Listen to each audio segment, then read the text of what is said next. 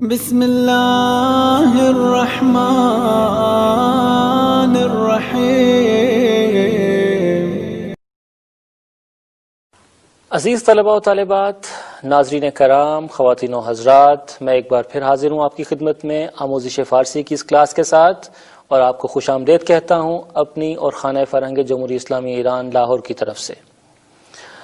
ہم کتاب کے اختتام کی جانب بڑھ رہے ہیں، اور آج آپ نے آخری امتحانی مشق اس کتاب کی حل کرنا ہے۔ اگرچہ یہ آپ کی امتحانی مشق ہے اور آپ کو خود حل کرنا چاہیے، لیکن جہاں کہیں تھوڑی سی مدد کی ضرورت ہو میں بھی حاضر ہوں۔ آئیے مل کر یہ امتحانی مشق حل کرتے ہیں۔ اس کا سوال نمبر 1 ذرا دیکھیے، آپ نے جملے مکمل کرنے ہیں، اور یہاں پر دارم اور نادارم کا استعمال کیا گیا ہے۔ ہاں، تو آپ دیکھیے مصدر ہمارے پاس کیا تھا؟ داشتن۔ داشتن کا مطلب ہوتا ہے ٹو ہیو یا رکھنا۔ دارد اس کا مضارع ہے، یہ فعل حال کی گردان ایک طرح سے ہو جائے گی۔ من دارم یعنی آئی ہیو، اور من نہ دارم آئی ڈونٹ ہیو۔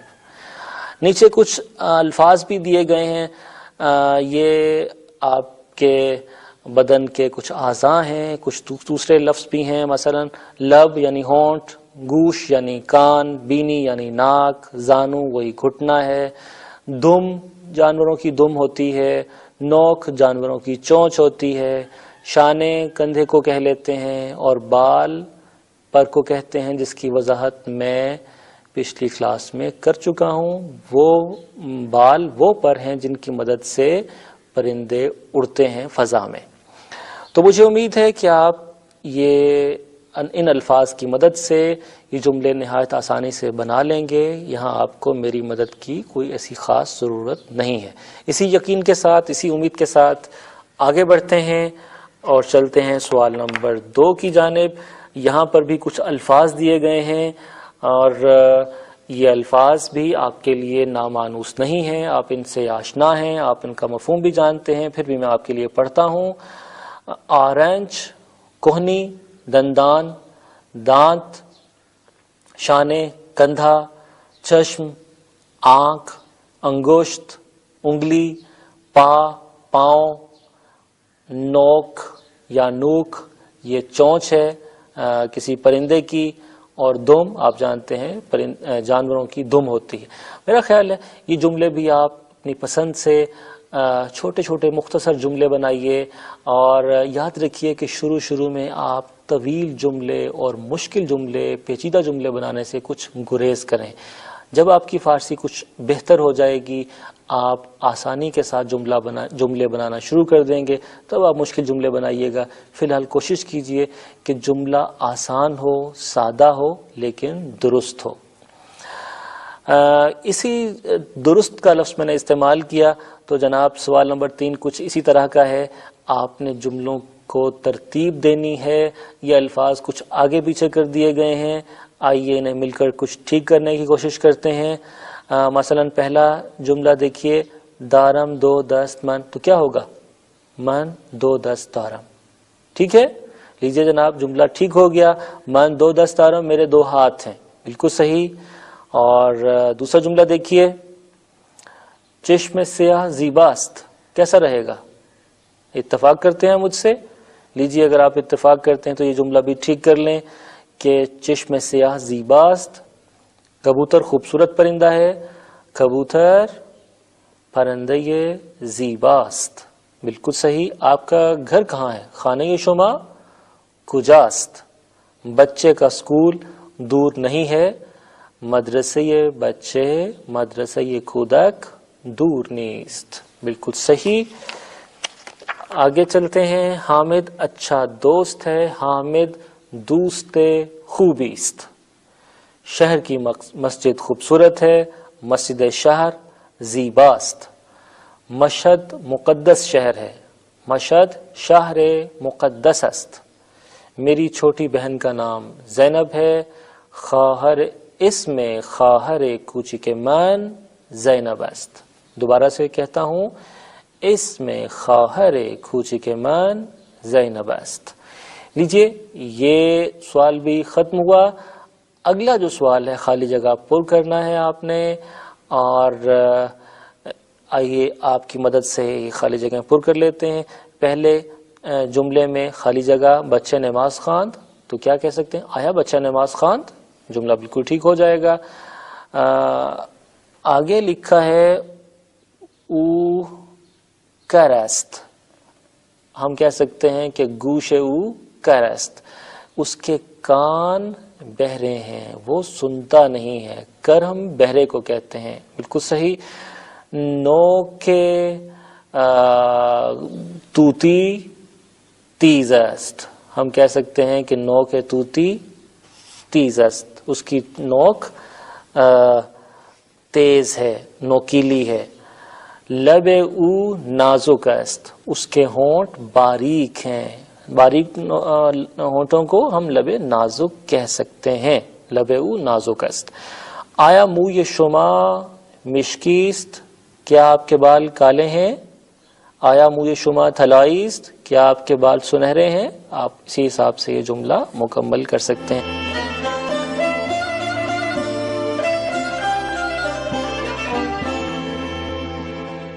یہ جناب اس کے ساتھ ہی ہماری یہ مشق بھی ختم ہوتی ہے، یہ کلاس بھی ختم ہوا چاہتی ہے. لیکن اس کتاب میں اس سبق کے بعد، اس مشق کے بعد ایک گفتگو، ایک مکالمہ، ایک ڈائیلاگ دیا گیا ہے. بہتر ہے کہ ہم یہ کلاس ختم کرنے سے پہلے اسے بھی پڑھ لیں آپ کے ساتھ مل کر. آئیے میرا ساتھ دیجئے. یہ مکالمہ ہے، اس میں ایک ماں ہے، حمید ہے، فاطمہ ہے اور بابا ہے. اگر آپ گھر کے تمام افراد مل کر یہ کریکٹر، ایک ایک کردار اپنے ذمے لے لیں اور اسے ادا کریں تو یہ بہت عمدہ ہوگا. ایک تو آپ سب گھر والوں کی فارسی کی مشق ہو جائے گی، اور ایک یہ کہ آپ کی فارسی میں بھی کافی بہتری آئے گی. میں آپ کے ساتھ ہوں، میں یہ جملے پڑھتا ہوں. صبح بخیر. یہ دیکھیں ہمارے ہاں گڈ مارننگ کہنے کا رواج پڑتا جا رہا ہے، لیکن صبح بخیر میں کتنی خوبصورتی، کتنی چاشنی، کتنی شیرینی ہے. ہم یہ لفظ کیوں استعمال نہیں کرتے؟ تو میں آپ سے کہتا ہوں صبح بخیر. مادر یعنی ماں کا جو کردار ہے، ماں کہتی ہے بچیا صبحانے حاضر است، بچوں ناشتہ تیار ہے. حمید کہتا ہے چشم مادر جون آمدم، بالکل ٹھیک امی جان میں آتا ہوں، میں ابھی آیا. ماں کہتی ہیں زود باشید چائے ساتھ میشے، جلدی کرو چائے ٹھنڈی ہو جائے گی. فاطمہ بھی تیار ہو رہی ہے غالباً. وہ پوچھ رہی ہے مادر جون صبحانے چی داریم، امی جان ناشتے میں کیا ہے؟ تو جواب ملتا ہے تخم مرغ کھرے و نان تفتون، یعنی تخم مرغ انڈا ہے، کرے مکھن ہے، اور نان تافتون یعنی تافتانی نان. روٹی کی قسم ہے. ایران جائیں گے تو وہاں آپ کو یہ روٹی بھی مل جائے گی. ایران میں طرح طرح کی روٹیاں ہوتی ہیں. نان سنگک اور نان بربری بڑے مزے کے ہیں. آپ جائیے تو انہیں ضرور کھائیے گا اور پھر مجھے یاد کیجیے گا. اسی دوران بابا جان بھی آ گئے ہیں. وہ پوچھتے ہیں آیا پنیر نہ داریم، کیا پنیر نہیں ہے؟ لگتا ہے بابا جان کو پنیر زیادہ پسند ہے، اسی لیے پنیر کا پوچھ رہے ہیں. تو ماں کہتی ہے چھرا پنیر ہم ہست، چھرا یعنی کیوں نہیں، وائی ناٹ، پنیر ہم ہست، پنیر بھی ہے. فاطمہ کہتی ہے من نان سنگک دوست دارم، مجھے نان سنگک پسند ہے. لیجیے میں نے ابھی نام لیا تھا نان سنگک کا، اور فاطمہ میری ہم خیال نکلی ہے، وہ کہتی ہے کہ مجھے نان سنگک اچھا لگتا ہے. لیجیے ماں کہتی ہے نان وائی نان سنگک نہ داشت، آج نان بائی کے پاس نان سنگک نہیں تھا، آج تو پھر نان تافتان پر ہی گزارا کرنا پڑے گا. جی ہاں. تو پھر ماں کچھ نصیحت کرتی ہے، کچھ کہتی ہے فاطمہ سے کہ نان تافتون ہم خوش مزہ است. نان تافتان بھی مزے کا ہے، خوش مزہ ہے، ذائقے والا ہے، اسے ذرا کھا کر دیکھ لو. یہ بھی ٹھیک ہے جناب، ماں کی بات غلط نہیں ہے. تو حمید کہتا ہے بابا جان لطفاً قائم بدہید، یہ شاید اب ڈائننگ ٹیبل پر ہیں، کھانا کھانے کی میز پر ہیں.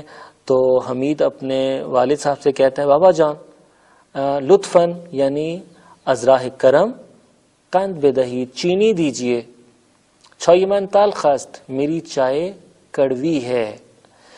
تو باولی صاحب فرماتے ہیں بے فرمائید، یعنی یہ لیجئے، یہ بے فرمائید بھی بڑا مزے کا جملہ ہے، آپ اسے جہاں چاہیں استعمال کر لیں. فارسی سیکھتے ہوئے، فارسی بولتے ہوئے سب سے زیادہ جو الفاظ استعمال ہوتے ہیں ان میں سے ایک کیا ہے؟ بے فرمائید. حمید کہتا ہے دست شما درد نہ کند. لیجئے جناب، یہ جملہ اس کا ترجمہ کرنا چاہیں تو مفہوم یہ ہوگا دست شما، آپ کا ہاتھ، درد نہ کند، درد نہ کرے. لیکن اس کا مطلب کچھ اور ہے. جی ہاں، یہ ایک محاورہ ہے. جب آپ کسی سے کوئی کام کرنے کو کہتے ہیں، وہ آپ کی خاطر تھوڑی سی زحمت اٹھاتا ہے تو آپ اسے دعا دیتے ہیں کہ آپ نے بڑی زحمت کی، آپ نے بڑی تکلیف کی، اللہ آپ کو خوش رکھے. ایک دوسرے کو حوصلہ افزائی، ایک دوسرے کی حوصلہ افزائی کرنے کے لیے جملہ بولتے ہیں دست شما درد نہ کنے. ایک طرح کی دعا ہے. تو اسے ایک ایڈیم کے طور پر، ایک محاورے کے طور پر لینا چاہیے. بابا کہتے ہیں کہ بچہ زود باشید، بچو جلدی کرو، بریم امروز دیر شد، آج چلیں، آج دیر ہو گئی ہے. کتاب کے آخری صفحات پر کچھ مصادر اور مضارع دیے گئے ہیں. میری آپ سے درخواست ہے کہ ان مصادر اور مضارع کو خوب اچھی طرح سے یاد کریں تاکہ آپ آنے والے دنوں میں اپنے جملوں میں ان مصادر کو استعمال کر سکیں. میں آپ کی سہولت کے لیے یہ مصادر اور مضارع پڑھ دیتا ہوں تاکہ ان کا تلفظ آپ پر واضح ہو جائے. آراستن، آراید، آسودن، آساید. یہاں ترجمہ نہیں دیا گیا، اگر آپ کہیں تو میں ترجمہ بھی ساتھ کر دیتا ہوں. ہاں، آراستن سجانا ہے، آراید اس کا مضارع، آسودن آرام دینا، ہاں آساید اس کا مضارع ہے، آمدن آنا آید مضارع، آموختن سیکھنا یا سکھانا، آموزت مضارع، آویختن لٹکانا، آویزد مضارع، افزودن بڑھانا، افزاید مضارع، افگندن گرانا، افگند مضارع، باریدن برسنا، بارد مضارع، بخشیدن بخشنا، بخشد، برداشتن اٹھانا، بردارد، بریدن کاٹنا، برد، بودن ہونا، بود. بودن کا ایک مضارع باشد بھی ہوتا ہے. پائیدن طے کرنا، چلنا، پاید، پذیرفتن قبول کرنا، پذیرد، پروردن پرورش کرنا، پالنا، پرورد، پسندیدن پسند کرنا، پسندد، پیچیدن موڑنا، پیچد، ترسیدن ڈرنا، ترسد، جستن ڈھونڈنا، تلاش کرنا، جستن ڈھونڈنا، تلاش کرنا، جوید، آزمودن آزمانا، آزماید، آفریدن تخلیق کرنا، بنانا، آفریند، آموختن سیکھنا یا سکھانا، آموزت، آوردن لانا، آورد یا آرد، افتادن گرنا، افتد، افسردن افسردہ ہو جانا، بجھ جانا، ہاں پژمردہ ہو جانا، افسرد، انداختن گرانا، اندازد، بافتن بننا، بافد، برخاستن اٹھنا، برخیزد، بردن لے جانا، برد، بستن باندھنا، بندد، بوسیدن چومنا، بوسد، پختن پکانا، پزد، پرداختن پے کرنا، ادا کرنا، پردازد، پریدن اڑنا، پرد، پوشیدن پہننا، پوشد، تپیدن تڑپنا، دھڑکنا، تپد، توانستن کر سکنا، تواند، جوشیدن جوش میں آنا، ابلنا، جوشاند، اسی سے ہم جوشاندہ بناتے ہیں. لیجیے میں نے آپ کے سامنے ایک یہ سارا صفحہ پڑھ دیا، کچھ مصادر آپ کو بتا دیے، کچھ مضارع آپ کو بتا دیے. امید ہے باقی مضارع اور مصدر آپ خود پڑھ لیں گے، آپ انہیں یاد کر لیجئے گا. لیکن ایک چیز آپ کو بتاتا چلوں کہ اگر آپ فارسی زبان سیکھنا چاہتے ہیں، ٹھیک طرح سے فارسی بولنا چاہتے ہیں، تو اس کے لیے ان مصادر اور مضارع کو ٹھیک طرح سے یاد کرنا، ذہن نشین کرنا اور پھر جملوں میں ان کا استعمال بے حد ضروری ہے. اور غالباً یہی وہ ایسی چیز ہے جسے یاد کرنے کا کوئی ایسا کلیہ نہیں ہے، کوئی ایسا قاعدہ نہیں ہے سوائے اس کے کہ آپ اسے خوب اچھی طرح اپنے حافظے میں بٹھا لیں۔ البتہ کسی حد تک میں آپ کی رہنمائی کر سکتا ہوں کہ ہر مصدر کے آخر میں نون آتا ہے۔ جی ہاں، یہ تو بات طے ہے کہ ہر مصدر کے آخر میں نون آتا ہے۔ اور ایک بات مزید کہ نون سے پچھلا حرف تے ہوتا ہے یا دال۔ لیجئے یاد رکھیے کہ ہر مصدر کے آخر میں نون ہے، نون سے پچھلا حرف تے ہے یا دال ہے۔ تیسرا نقطہ مصدر یاد کرنے کے لیے یہ کہ یہ تے یا دال مفتوح ہیں، یعنی ان پر زبر آتی ہے۔